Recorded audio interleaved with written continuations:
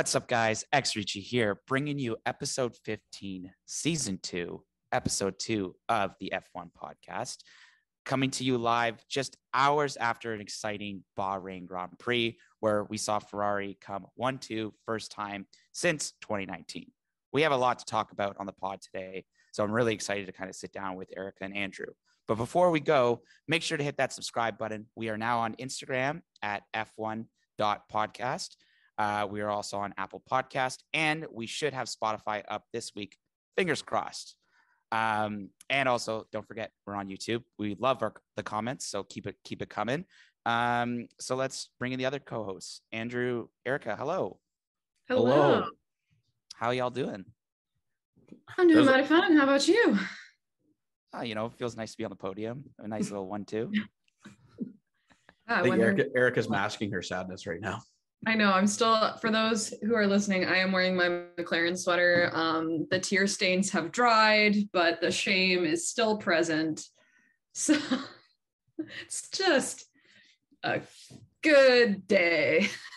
Well, not only it's a good day, Formula One is back, and this is the first race of the season. And I don't even know where to start. Yes, Ferrari could not have gotten any better than that to start off the season when you really think about it. With the whole new cars, that was crazy what happened today.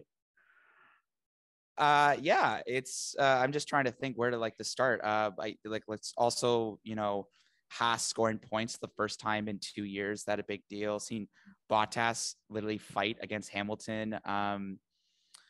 But yeah, Red Bull having you gotta start with the 1-2. Yeah. Okay. Fine. Yes. Okay. Well, I didn't want to tote my own horn here, but yeah, no, it was a very big day for Ferrari, as Leclerc winning his third F1 race, followed by Carlos Sainz coming in P2 and Lewis Hamilton creeping up to the back to the podium for third. So yeah, I think everybody in Ferrari land is really exciting to hear the Italian national anthem again at the podium. There was just some fun banter between Mercedes Twitter and Ferrari's Twitter.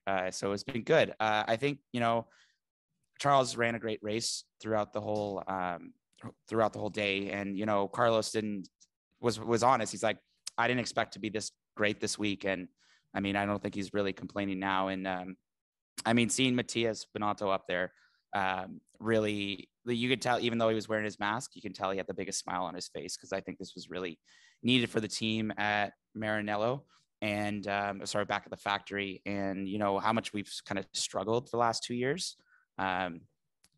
It's only race one, but we could only see what's going to happen. So we're very happy today.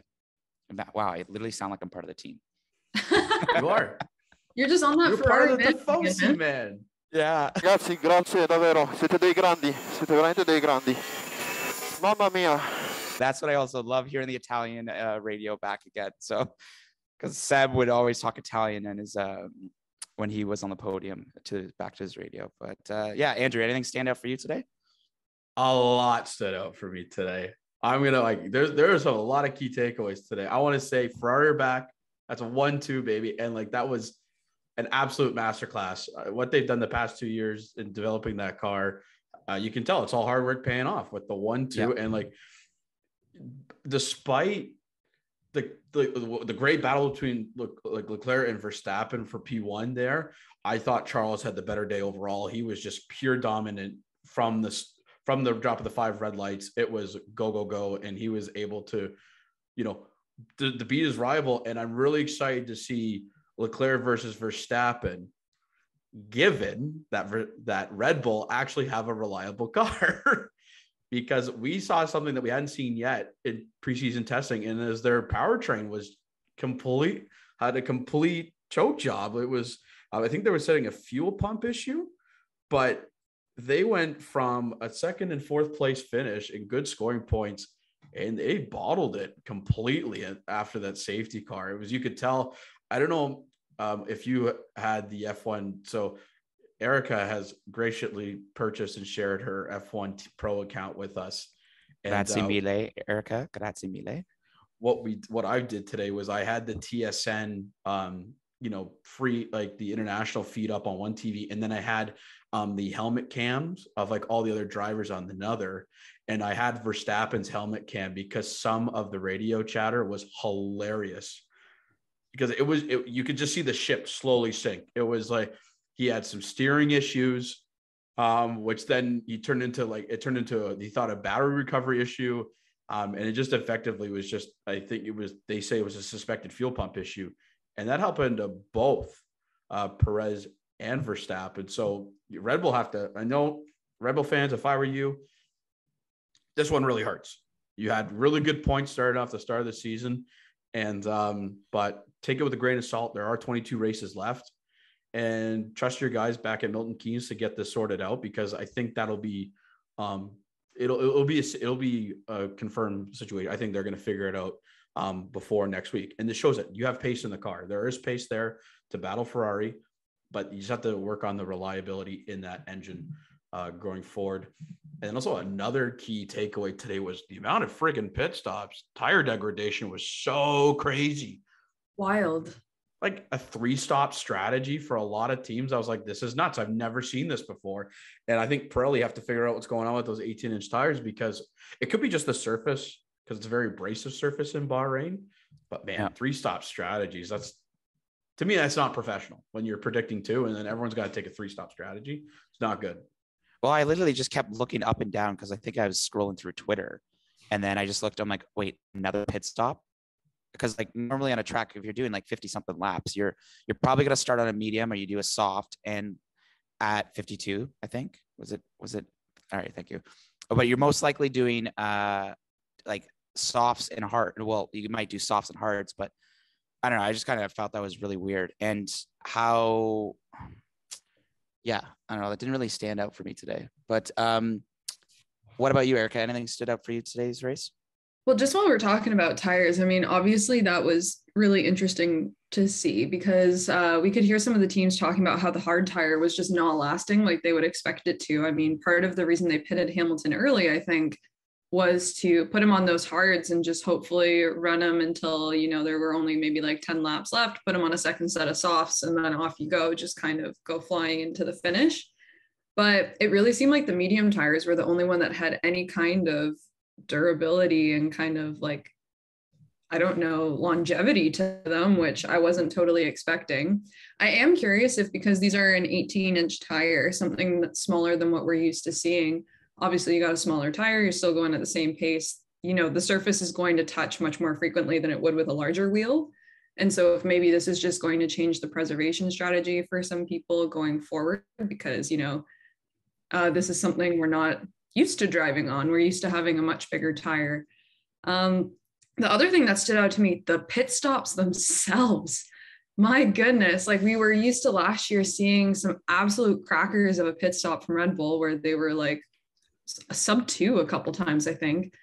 And a lot of the teams were struggling to keep it around 3 seconds. A lot of them were around 4 or 5 seconds. And I found that really surprising, because, you know, I don't know about you guys, but like anytime someone at work or elsewhere is talking about like high performing teams, everyone looks at the pit crews in Formula One, because everything happens so fast and comes together. Like it was a case study we did in grad school.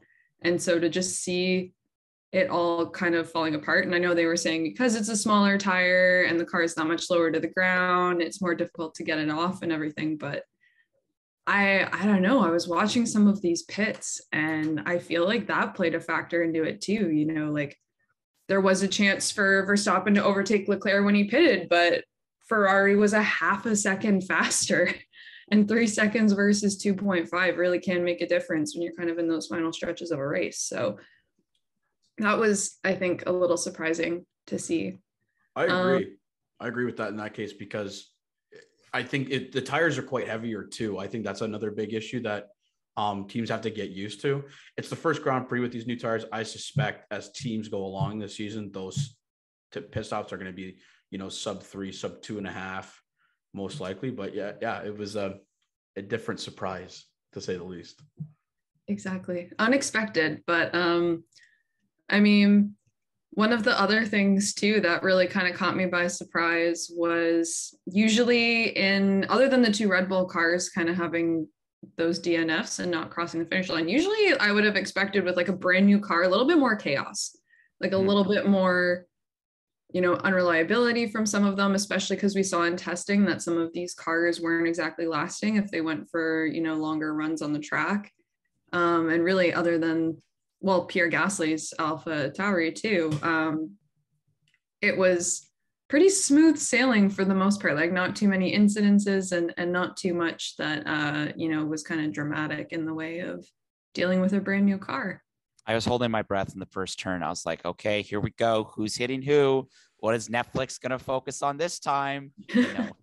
I thought that was interesting. But this is what makes racing so interesting, because like if in a situation where Red Bull, both their drivers go out, then like somebody emerges.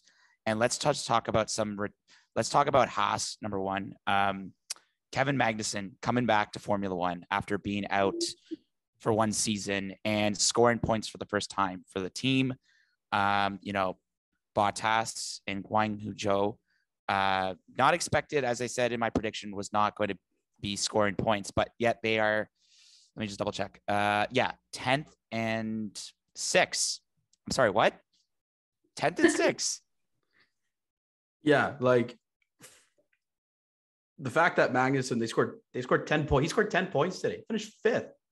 I think that's the most, like, I can't think of, because when Haas was in 2020, I think they only scored 3 points in total.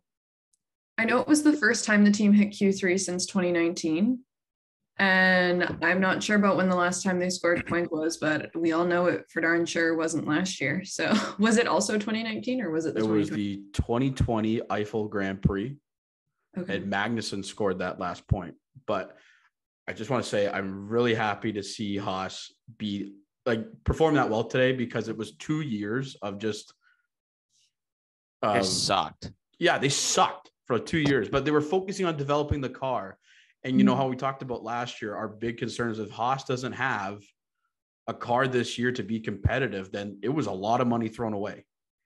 Yeah. And exactly. the fact that they were able to finish P5 and Mick was able to finish P11, let's say P13, because of Red Bull's reliability issues. If they didn't happen, they'd be up there. But still, like, that's so competitive compared to they were last year. They could actually have data now of like, what can they do better to get into the points for Mick? And I think that's going to be really big for his confidence going forward. I just loved how happy K-Mag was all weekend. You get smiling from ear to ear. Biggest smile in the league. And Gunther, I was so happy for Gunther, because he knows how much the team worked. And then just being able to see him celebrate like that. I know it's a one-off, and we have to see if they're going to be able to be competitive moving forward, in the sense that, can they have these results in back-to-back? Where's the consistency coming from? Especially later on in the year when teams are going to be developing their car, putting new parts on. Can Haas stay competitive like that early on, or going forward? But Haas fans, embrace it. This was points for the first time since 2020. Live it to the moment. You beat a lot of competitive teams today, and it was a great thing to see. Haas are right there in the midfield battle this year, I hope. Yeah. Third constructors championship right now. Start the party already. But speaking about other teams that had great weekends, some not so good teams had some. Okay, so sorry, I'll rephrase that. Some teams had some not so good weekends. Hülkenberg stepped in for Sebastian Vettel after Sebastian Vettel tested positive for COVID-19. He came 17th, as well as Stroll came 12th. I don't know, Andrew, did anything really stand out for you for Aston Martin? But also, I know we have to kind of talk about McLaren. What happened this weekend? But I don't know where to start. Whoever wants to tackle those two. I think that's going to be like one of the questions, one of their fan questions about like, what do teams have to look out for? But I don't know who wants to take that first dabble. I'll say with Aston Martin, I'm thoroughly unimpressed with the season with the start of the season. Like, there was a promise from Lawrence. You put a bunch of money into this team, and you get a big sponsor like Aramco to come and like support you in these R&D efforts. And they look like dog crap out there. They were so slow. Like, I'm not going to put this on Hülkenberg, because this is like, it's a whole new car. I think Hülkenberg is just an outlier in terms of like how he performed this weekend, because you can't judge a car's performance based on that. But Stroll, at P12, let's say P14 in that case. And he was with the safety car 45 seconds behind the pace still of the winner. And it was before it was worse than that too.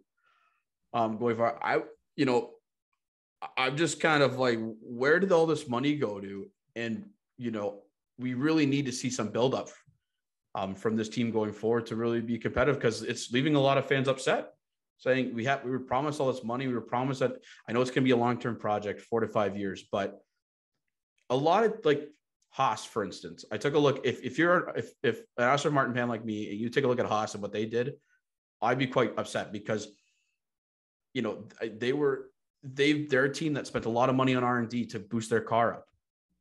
Maybe it's because we didn't have the same amount of wind tunnel time as Haas did, to build aero package up and whatnot. But still, like, you want to be fighting in the midfield right now, and I just don't see the case.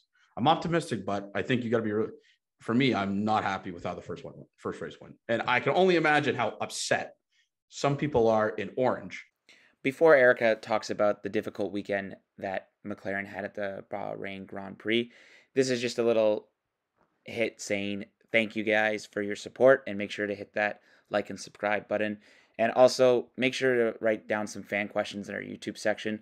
We love answering fan questions, so we're really excited to interact with our fans. Now, let's get back to the pod.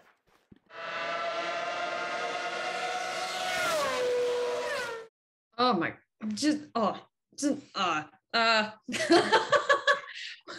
words cannot, there are no words. There are no words. I'm just stumbling here, but I was all excited. I mean, obviously not a great qualifying this weekend for McLaren, and I don't think anyone expected them to be absolutely stellar, but I would have thought maybe at least one driver could crack into the top 10 and get some points or something on the board. But it was just awful. I mean, from what I could tell, at least from the coverage I was watching, I didn't really see too many driver errors on the part of Ricciardo and Norris. Like, I didn't really see any lockups or, any kind of little tussles with other people in the wheel-to-wheel racing. But this car has no pace to it. They're being passed left, right, and center by everyone. McLaren had some terrible pit stops as well. Like, I think there was one for Lando that was 5.5 seconds, which was absolutely insane to see. And I mean, one of the broadcasters had my favorite comment of the whole thing, where they were talking about like, oh, and Norris overtakes Latifi, which is something like the last place car. Cool. Like, so definitely not a brilliant day. I was hoping that maybe, between testing in Bahrain last week and this week, they would have been able to make some kind of improvement to the car, because it really seemed like braking was the main issue they were having at that point in time. But I think something has happened and they have missed the mark on the design of the car this year. So I'm hopeful that the more data they get, the more they learn as we go through the next couple of races, they can kind of pull like what Mercedes did last year, where after 4 or 5 races, they were back to being a competitive car. But I'm hoping that like new Google sponsorship money has something to do with that, and maybe like some Google Analytics kind of style stuff in there helps. or maybe he doesn't even want to Google. You want to do that and just go incognito on the car. Oh, we're back to Internet Explorer, man. Like, it's just Microsoft Edge or some crap like that. Speaking of graphics, they had none on the F1 broadcast this year. Like, they changed up their whole graphic like on the side, but they didn't show any of like the racing graphics during the race. You couldn't even tell who had the fastest lap. Like, what is this? It was very hit or miss. Like, every once in a while, you'd see that little purple timer come up to tell that someone had the fastest lap, but usually they keep it there until someone else, has a new time set. But it was like there and it was gone. They were kind of pulling the NASCAR thing where they were showing everyone's numbers beside their name, which sure, I get is fine, and every team has their own style, but for a lot of people, it's much more understandable to figure out which team is where if you're looking at the team logo instead of the driver's number, right? So I thought that was an interesting choice. And TSN still has commercial breaks in between races. Yeah, pathetic. I want to say the one thing though regarding our teams, Erica. I think a common denominator though amongst who performed well today and who didn't was the engine. Mm-hmm. So Red Bull's powertrains, 3 of 4 of their cars DNF based on engine issues. Gasly's car went on fire in the back. Oh my gosh, the thing's wrecked. Yeah. And then Mercedes powered cars, quite surprisingly, despite, we'll get into Mercedes as the outlier, but case can be made for them. They finished their cars with their powertrains finished 12th through 17th in this race. And if you're a Ferrari, if you have a team that has a Ferrari powered engine, you're laughing right now. Mm-hmm. Because they clearly developed the best engine so far with regards to power. Alpine's an outlier because they use their own Renault engine. So we can't really compare the apples to apples right here because there's not enough teams to really be able to say as the major power unit. But man, it was, the power engine did not look good and that's what you're saying, but it's the pace of the car. I think it has a lot to do with the engine. And I don't think Mercedes have built a good engine this season. No, absolutely. The one thing I think is interesting too is, I mean, this is the first year that Red Bull has developed their own engine, right? Because they were using the Honda ones previously. Right. So it'll be interesting to see what changes, because I think for the Mercedes engine, the issue is really like peak performance. Like it's clearly more reliable than Red Bull, but Red Bull was looking like a really racy, fast car, but then both of them. And I mean, I feel so bad for Checo to be on the last lap. You're going into the first turn and all of a sudden your engine cuts out on you. Like I can't think of anything worse, really, especially when you were in third place at the time. Because was he in third or was it Sainz over? No, he was in third. Yeah. I mean, well, he was in second, and then Sainz took him over when he was having engine issues. Correct. Because it wasn't recovering any of the, or not battery, but it wasn't covering any power. Yeah. So I think it'll be interesting to see what's going on. I'm really curious about whether or not the issue Gasly ran into is the same as what happened with Max and Perez, because for both of them, it just seemed like for Perez and for Verstappen, it just kind of seemed like, there was no electrical power coming through here. Whatever was going on, the team didn't even have a read on it. Like Verstappen was saying it was the battery, and they were saying everything looks good on our end. We don't know what's going on. But to see the car like all melted and modeled after Gasly got out and they put out the fire. I mean, curious if there's maybe some kind of like short circuit issue that's going on that's causing some kind of mishap like that. But yeah, like I'm curious because like F1's calling it a power failure. Like a power failure should not. I'm not an engineer, but there's a lot of flames after that. So, and like also like God bless that garage if they can get that car turned around in like a week, like good on them, and be able for Pierre Gasly to race. That'll be interesting to see. So I think I will just want to jump into the next segment and fan questions, because who doesn't love fan questions? We have one, and I think, Andrew, I think you've kind of been talking about this already. Graham wrote to us on our YouTube page, says, what do you see as the biggest challenge for teams with the introduction of the new cars? And a follow-up, which teams are most challenged with the new car design? Do you think, I think you kind of said that it looks like right now, is this basically going to still be like Aston Martin's going to be challenged? But in my opinion, I think the biggest challenge, well, outside of like your traditional reliability design, I think aerodynamics is going to be a big thing this year with regards to cars, especially with closer racing and being able to, I guess, utilize the new aero package to your advantage. We clearly saw that with Ferrari. They did a really good job in aero in terms of like when you see the battles between Leclerc and Verstappen, in Red Bull too. Verstappen was like 3 miles away from Leclerc with DRS, and they were able to help with the aero to like really be able to take him over into turn one. And there were times when Leclerc had DRS back, he would just whiz right by, and that could be part of engine, but I think aero is going to be a real big case this season. And I think engine power too, in a way that I know there's a freeze on engines until 2025 in terms of power or in terms of performance. It's just more so getting the reliability and kind of optimizing the overall performance of that engine so far. And Toto even said after the race that they don't have all the parts yet to really maximize McLaren or Mercedes engine. I think pretty much says like they're still developing on some parts to maximize reliability and whatnot. So I think those two things are going to be massive with regards to limitations. And you can I think today's kind of like a microcosm of what could happen all season going forward. But I think we should answer this question again come like race 10 to see how the data works on that case. But thank you, Graham, for the questions. Hope you're doing well in Michigan.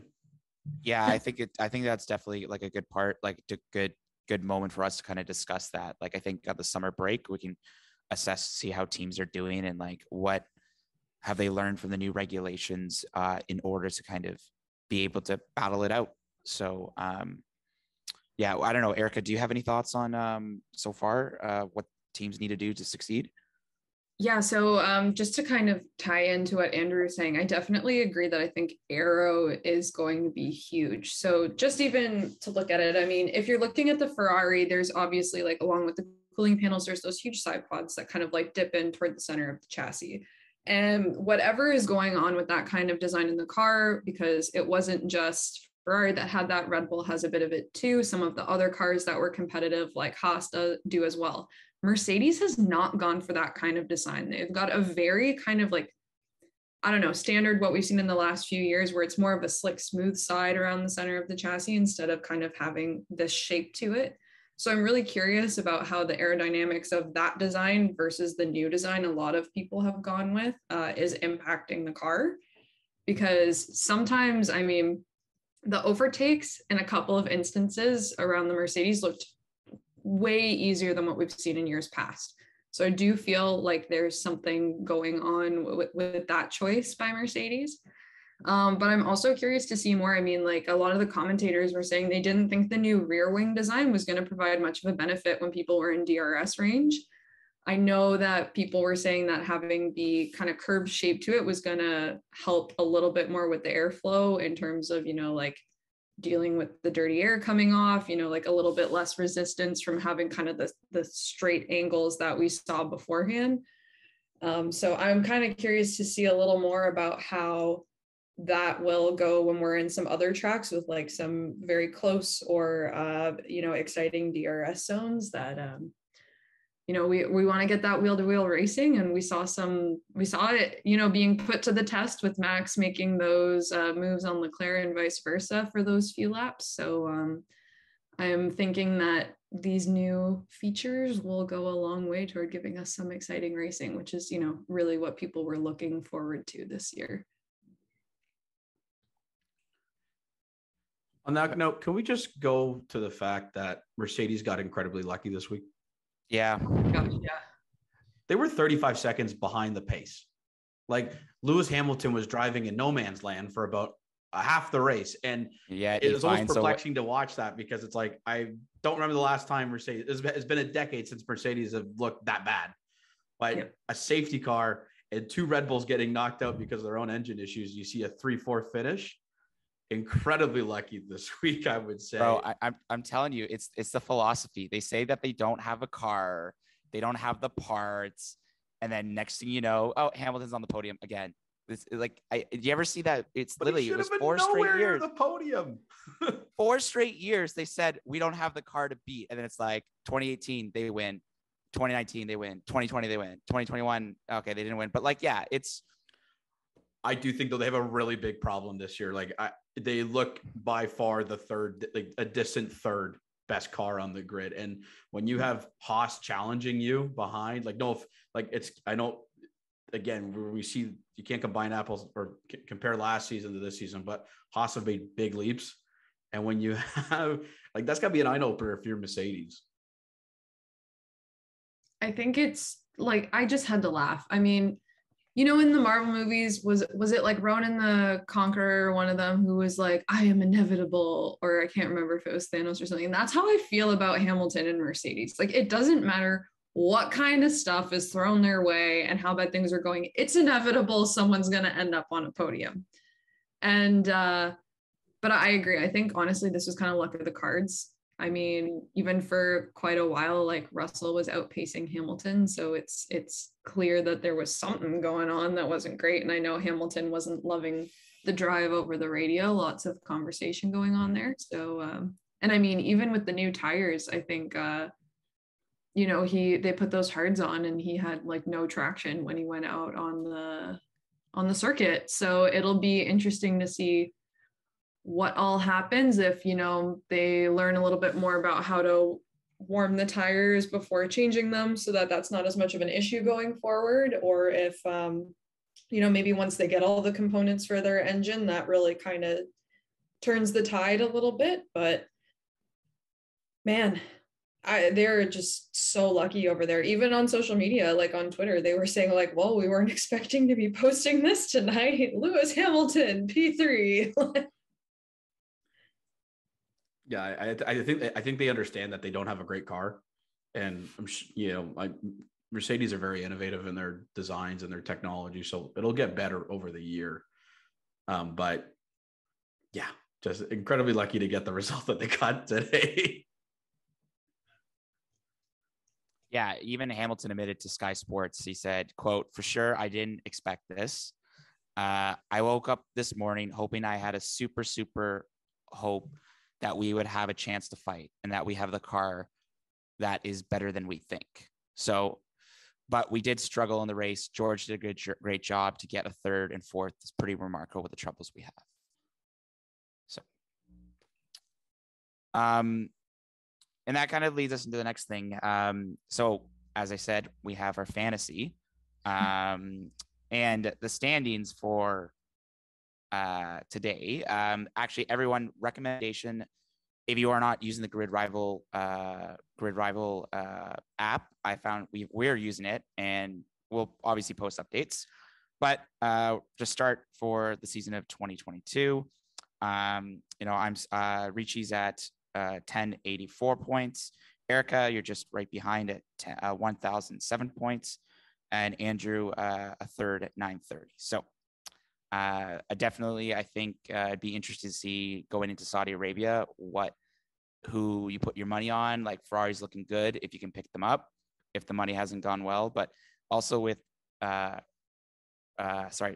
Magnussen being like 3.4 million, I can only imagine he's going to jump up in price already.